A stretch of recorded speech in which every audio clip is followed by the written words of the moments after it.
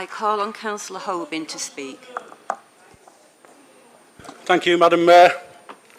Before I get into the crux of the matter tonight, there's a few thank yous that I'd like to raise for people that, if it hadn't been for them, we wouldn't be in this place now. And although this place isn't where we want to be, these people have started it off and they've kept it in the public agenda, and they're keeping it in the public agenda, and they're keeping us posted. Them people are Debbie Barrett-Cole, who is with us tonight, Raja Mia, MBE,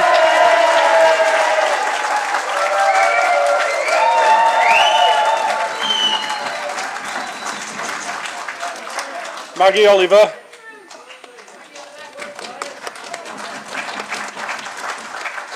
and the girl referred to as Sophie in the report that is with us tonight.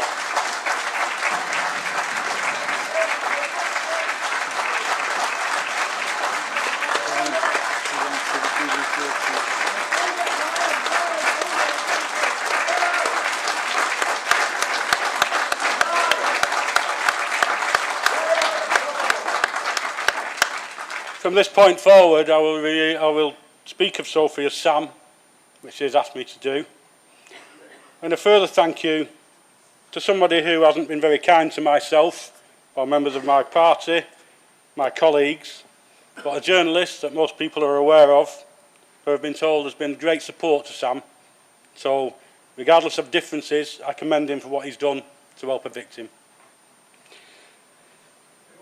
Madam Mayor, my emotions on this subject are varied. I'm disappointed, upset and I'm angry.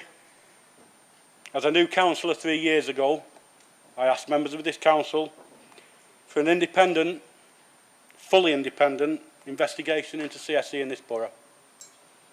That request was denied by members in this chamber.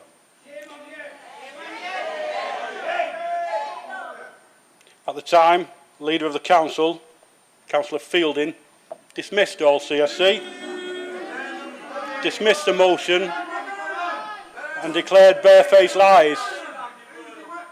From this report we can see there's no barefaced lies. Councillor Shah, the latest council leader, admitted just last month that CSE has happened in this borough and that it continues to happen. And then we have Councillor Chatterton extending her apologies. Apologies won't wash. Lessons learned is a phrase I do not want to hear from this council. We're sick of it.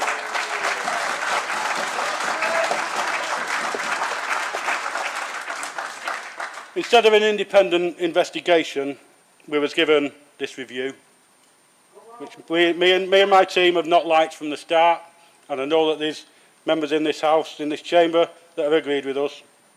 For me, this piece of work, really, having looked at it in the brief time that we've had it, should really begin in a nice covered folder saying, once upon a time.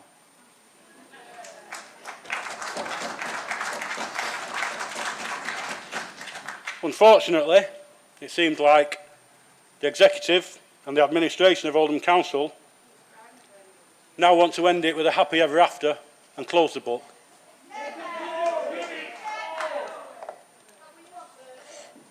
Forgetting everything that's gone past and saying everything is now rosy in the garden. It's a piece of fiction. It's a piece of fiction, Madam Mayor.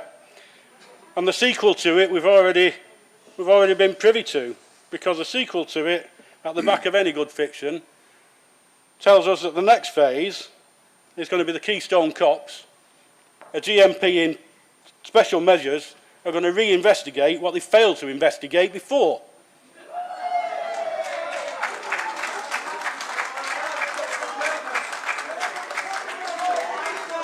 I will justify my thoughts on the review. It was a narrow time frame that was given. Request extension, Madam Mayor. It was given a too narrow time frame.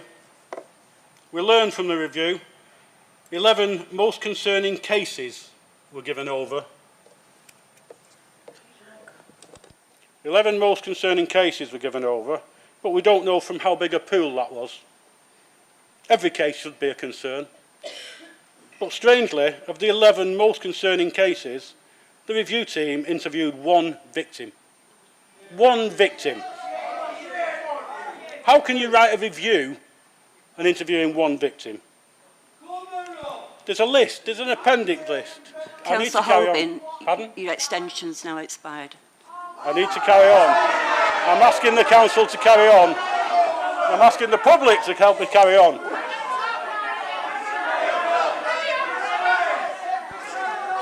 Councillor Hobin, the other leaders managed to get their point across in the time allocated. We've actually given you an extension. I'll ask you to sit down, please. Madam Mayor, we've waited 2.5 years. We've waited 2.5 years and I would like to speak.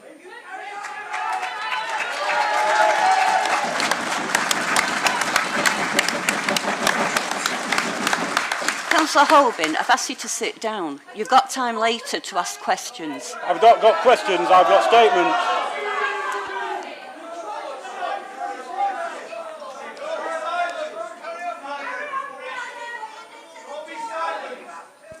Madam Mayor, can we suspend standing orders to allow Councillor Hobin to finish his comments, please? I will just repeat. All the other leaders of different parties have managed to get their point across in the time allocated. Now, Councillor Hobin, please, you've got your time later. Please sit down. That's the second time I've asked you. What Howard Sykes has asked for, is that allowed now? Can I have that now, Lewis? Madam Mayor, if I You've could got be... 30 seconds to sum up. That's the last one. Last warning. OK, I'll go as fast as I can. The list of people not interviewed in this review is disgraceful. And the people that were interviewed that refused to sign it off shows how stupid and incomparable this review is with anything that this council needs. There is no accountability. There's nobody mentioned that we can attach to this failings that have gone on. I also understand that this council strongly resisted Sam being interviewed. They refused to admit about the member of staff from the Rochdale scandal. That, to me, is cover-up. There is also instances from one of the authors about caring more for covering up failings than the victims. And I'm going to finish this one. People in this chamber will not have spoken to a victim. I've spoken to a victim this week. A very, very brave young lady, still being punished by the authorities for being a victim. And when you look at this report, and when you're asked about it, I asked Sam these questions and got these answers. So think of this. When I bring forward a motion for a full independent inquiry, members think of this, what Samantha said. It was not fit for purpose. It's not worth the paper it's wrote on. It goes nowhere near bringing justice for her or any of the victims. It is not worthy of this chamber, and we need more.